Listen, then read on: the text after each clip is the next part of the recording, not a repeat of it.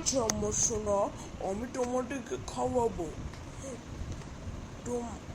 তোমরা একটা কাজ করো, তোমরা একটু একটা জায়গায় বসে যাও, তারপর আমি নিয়ে আসছি, দাঁড়াও।